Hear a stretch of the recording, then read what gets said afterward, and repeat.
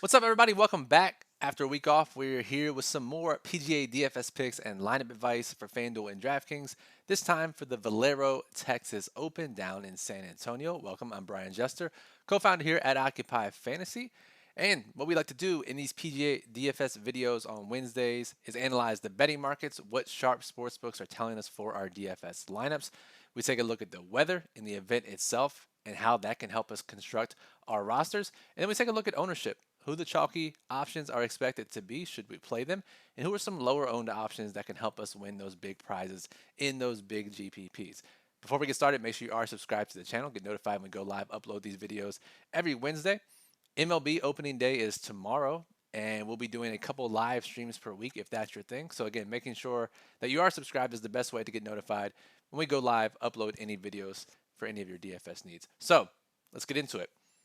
Valero Texas Open, lots of wind expected. We'll get to that here in a second.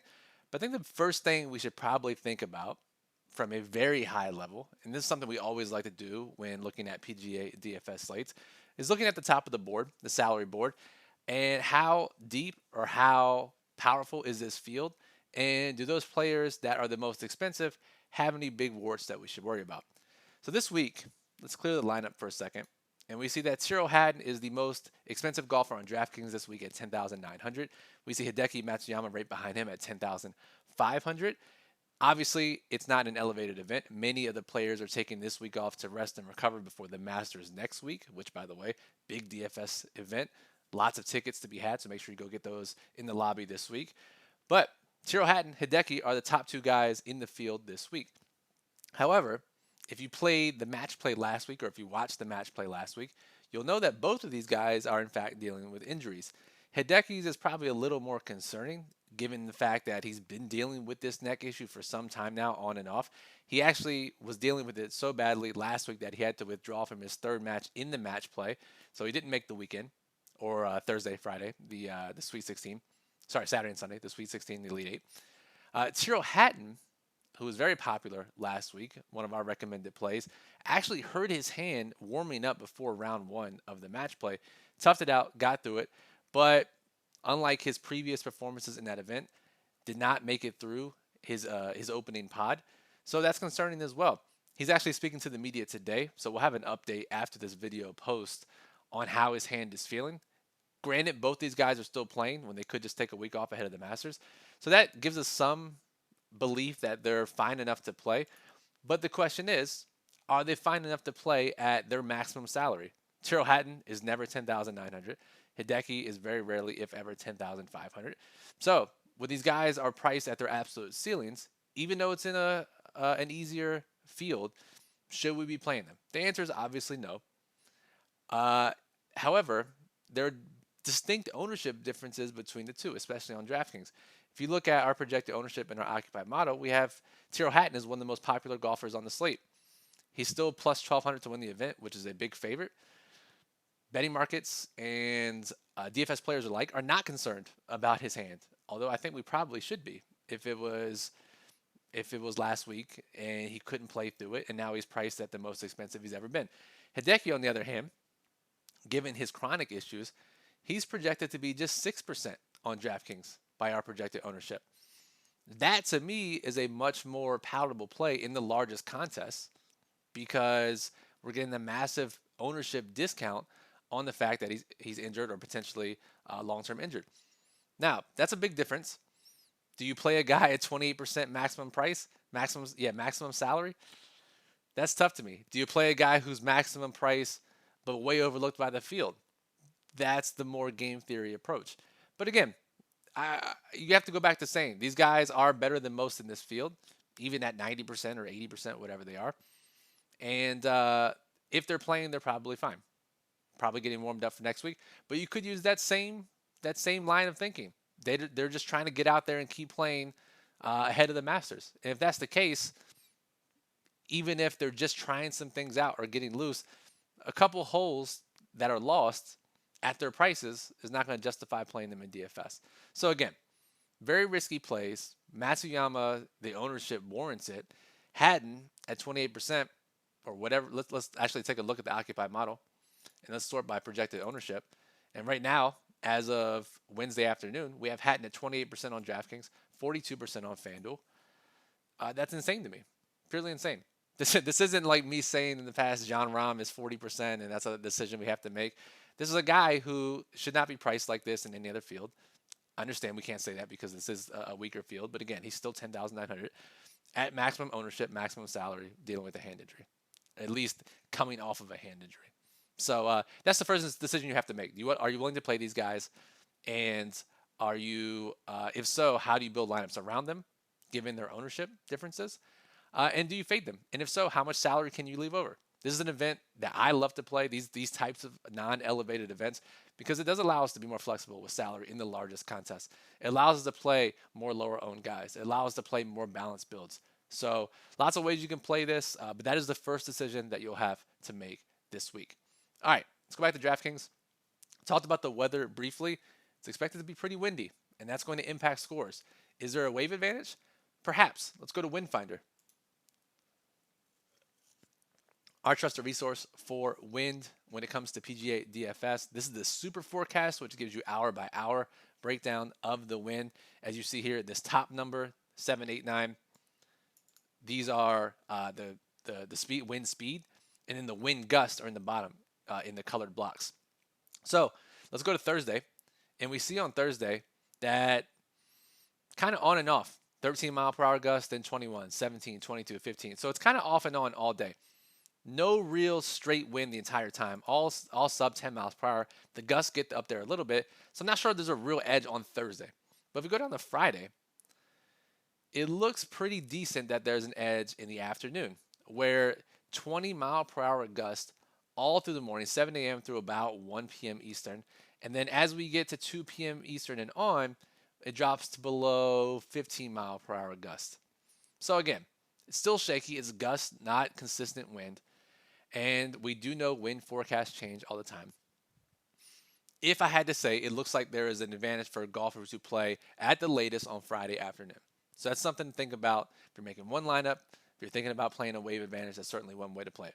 But as we've talked about in these videos for most of the season so far, there is always merit when there's expected to be wind to build different subsets of your lineup. To one, not even care about the wind, just build normally with the plays that you like.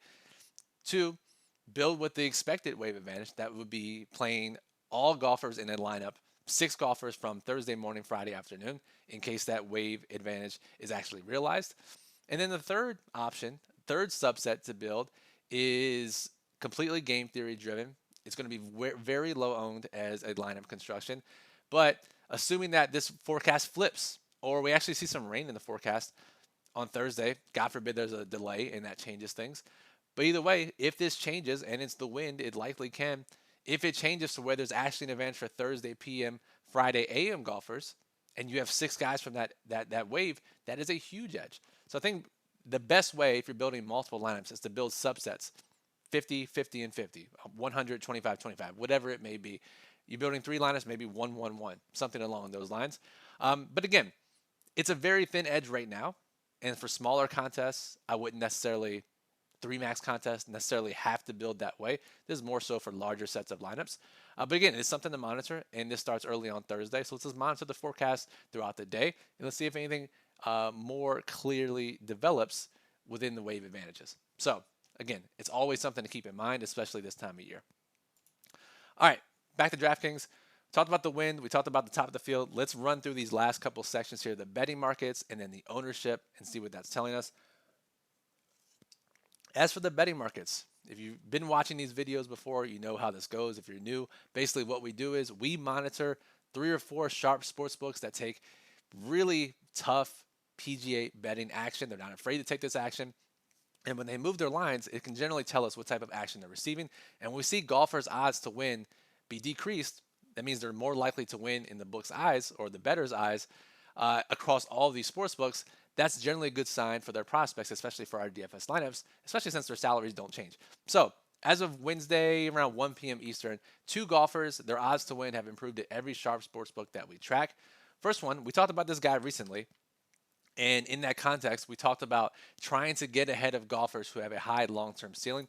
Pearson Coody certainly fits the bill. He did not pan out 2 weeks ago. a couple weeks ago when we played him at the Valspar, but we're going right back to him this week.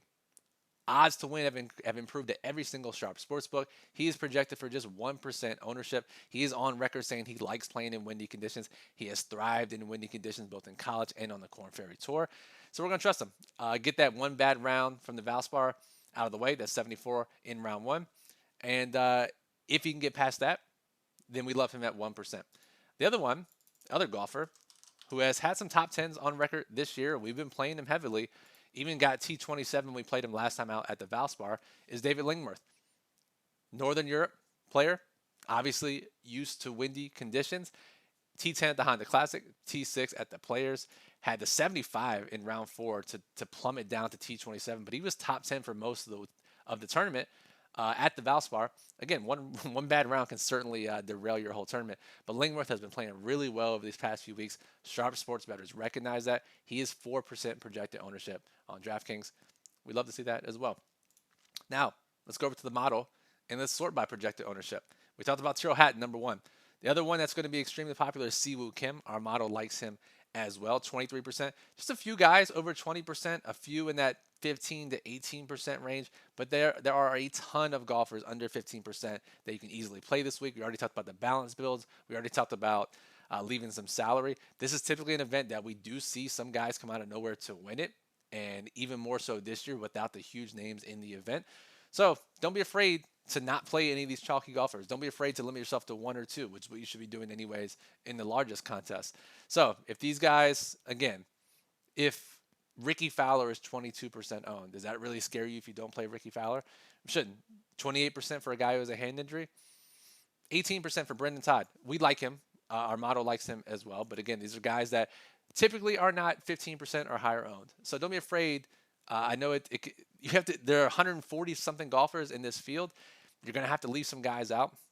I know it's scary to leave out high-owned golfers in the case that they finish top 10. Understand that if you fade chalkier golfers more often than not, you're going to come out ahead long-term in PGA DFS. Who are some chalky options that we do like? The model really likes Siwoo Kim. The model really likes Davis Riley, of course, as it always does. And it does like Brendan Todd and Chris Kirk as well. And Corey Connors. Those are the 5 guys that are 15% or higher that our model really likes. Those are the guys we'd have the most confident in playing in our PGA DFS lineups if we're looking at the higher end of the ownership. As for lower owned, we talked about Cootie already. We talked about David Lingmerth. One other guy that, I mean, I should be fired from my own company if we don't mention this guy who is literally at the top of the model and he's less than 5% owned. It's Luke List. 3% ownership on DraftKings. Top of the model, by the way. Top of the model has won a few events already this year. Taylor Moore just 2 weeks ago was number 3 in the model at 8% projected ownership. He won that event. Let's go back to DraftKings. Let's look at Luke List just for a second to see what we're getting into here. Now, obviously has won some events. Remember last year, won on the PGA Tour. But no one wants to play Luke List because he got cut at the Valspar, cut at the Players, cut at the Arnold Palmer. Oh, wow, he did finish T29 at the Genesis. Oh, wait, cut again at the Phoenix Open. T25 Farmers, and then cut at the American Express. So, pretty poor season for Luke List. Really, really poor. It hasn't really been close. 10 over at the Arnold Palmer, 3 over at the Players, 5 over at the Valspar. This is a guy that no one would want to play. PGA DFS is very recency bias oriented. What have you done for me lately?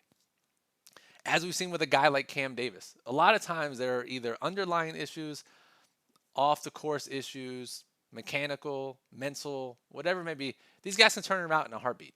Maybe it's Luke List, something's wrong with his swing. He brought in a coach, can fix it, whatever it may be. Cam Davis, we talked about, he had a month-long illness and was playing like absolute shit for the month of January. Talked about that. He's back over it. Now he's been playing great over the past couple of events. These guys can flip the switch, especially when they've shown a ceiling in the past, like Luke List. Our model is more long-term looking when it comes to data sets, and thinks that Luke List should not be 3% owned this week. Again, he's 3% owned for a reason. Look at these results, but understand that his long-term ceiling, his previous history outside of the last 6 weeks or so, 8 weeks, shows that he should not be 7,200 in this field. So I'm going to play Luke List heavily. Let's monitor the betting markets. If we can get some confirmation from someone else in the betting markets that Luke List is a great play, we'll be firing on him. Now, again, these are guys that you don't have to play heavily. You don't have to play all these guys in one lineup. You don't have to play Luke List in 50% of your lineups. You play Luke List in 10 to 20% of your lineups. That's 3 to 6 times what the field is expecting. That's massive leverage. So we're going to trust the model here. Add Luke List as one of our sub 5% plays to go along with Lingworth, Pearson Coody. And we got to go with Lucas Glover, who is 3% projected on DraftKings, and he is the cover boy of our daily plug. Has had a lot of success at this course in the past. Again, as I say every single week, when you play a golfer that's sub 5%, there's a very realistic chance that they miss the cut. However, when they make the cut and they're part of a 6 out of 6 in your lineup and they finish highly, that is how you win all the money in PGA DFS. We see it time and time again. In fact, we see it every single week. So I know it's risky to play these guys. I know it won't feel great clicking on a guy who has missed 4 of his last 5 cuts, 6 of his last 8, or whatever it is. But understand, if the Luke List of old returns, you're one of 3 out of every 100 people that have him, and you're in a good spot in PGA DFS tournament. So that'll do it for this video. Make sure you read our daily plug at OccupyFantasy.com. Our writer Niramata is back this week with his top plays, lineup construction tips, everything you need to break down a PGA DFS slate. The model is up and running. The final ownership update will go live tonight, 8 or 9 p.m. Eastern. And then in our Discord server, I'll post the final sharp sportsbook moves. If anyone joins Lingworth and Coody, I'll be sure to add them to the list and let you guys know in Discord. We'd love to hear from you. Who do you like in this tournament? Who do you think is going to win? Who are some of your under radar golfers? Let us know in the comments. We always love to hear from you. If you have any questions, you can always comment on this video. Best way, though, obviously, is through our Discord server. Again, subscribe. MLB is tomorrow. We'll start the live streams tomorrow. Make sure you subscribe. These PGA videos every single Wednesday, so make sure you subscribe. Give us a thumbs up. We appreciate that. Lets us know to continue making these videos. Helps the YouTube algorithm. Helps others find this video. So, Brian Jester for Occupy Fantasy, thank you for listening, and good luck at the Valero Texas Open.